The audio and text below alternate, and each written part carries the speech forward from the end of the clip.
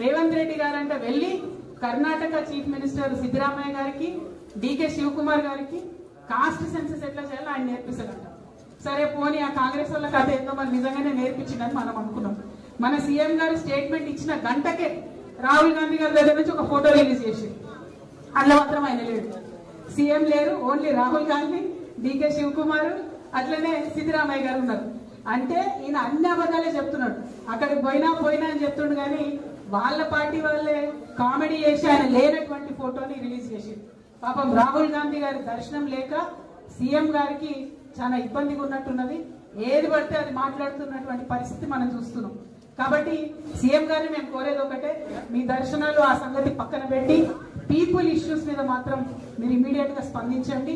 8,000 rupees ఏదైతే fee reimbursement ఉందో అది 8,000 crores ఫీజు రియంబర్స్మెంట్ ఇమీడియట్ గా రిలీజ్ చేయమని చెప్పి డిమాండ్ చేస్తున్నాం. ఇంకొక మాట, రేవంత్ రెడ్డి గారు మొన్న ఏదో బుక్ రిలీజ్ ఫంక్షన్ పోయింది. అక్కడ ఏం మాట్లాడుతున్నారు, మీరందరూ స్టూడెంట్స్ మీకు తెలుసు, ఏం మాట్లాడుతున్నారు, నేను ఆర్ఎస్ఎస్ స్కూల్కి పోయినా టీడీపీ కాలేజ్కి పోయినా జాబ్ మాత్రం కాంగ్రెస్ దగ్గర చేస్తున్నా అని చెప్తున్నాడు ఆయన.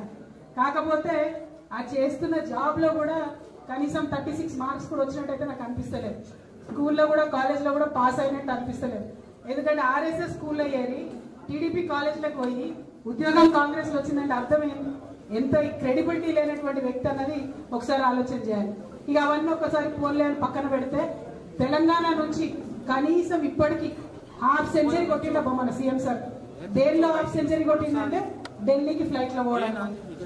కనీసం తన మంత్రులను తను డిసైడ్ చేసుకోలేనటువంటి సీఎం గారు, మంత్రుల శాఖలను డిసైడ్ చేసుకున్నటువంటి సీఎం గారు, ఇంత బలహీనమైనటువంటి ముఖ్యమంత్రి ఉమ్మడి ఆంధ్రప్రదేశ్ చరిత్రలో ఎప్పుడు కూడా లేరు.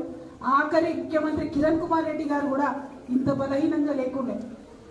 ఇవాళ 50 times ఢిల్లీకి పోతున్నారంటే, ఏ చిన్న నిర్ణయానికైనా ఆయన ఢిల్లీకి పోతున్నారంటే తెలంగాణ ఆత్మగౌరవాన్ని ఢిల్లీలో తాకట్టు పెట్టినట్టుగానే మేము భావిస్తా ఉన్నాం. ఈ వైఖరిని ఖండిస్తూ మరి తెలంగాణ రాష్ట్రం కోసం జరగాల్సినటువంటి నిర్ణయాలను తక్షణమే ముఖ్యమంత్రి గారు తీసుకోవాలని డిమాండ్ చేస్తూ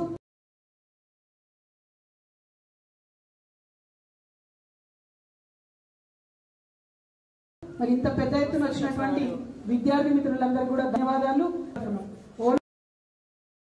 ఓన్లీ నేమ్ చేంజింగ్ తప్ప గేమ్ చేంజింగ్ గవర్నమెంట్ లేదు ఇది.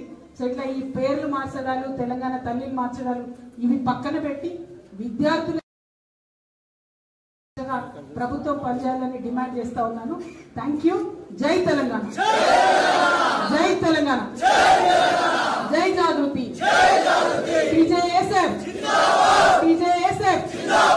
Thank you. ఇప్పుడు మిగతా విద్యార్థులు ఎవరైతే జాయిన్ అవ్వాలో వాళ్ళందరినీ కూడా జాయిన్ చేసుకుందాం. పేర్లు పిలవలసిందిగా సందీప్ ని, వర్షిత్ ని రిక్వెస్ట్ చేస్తాం.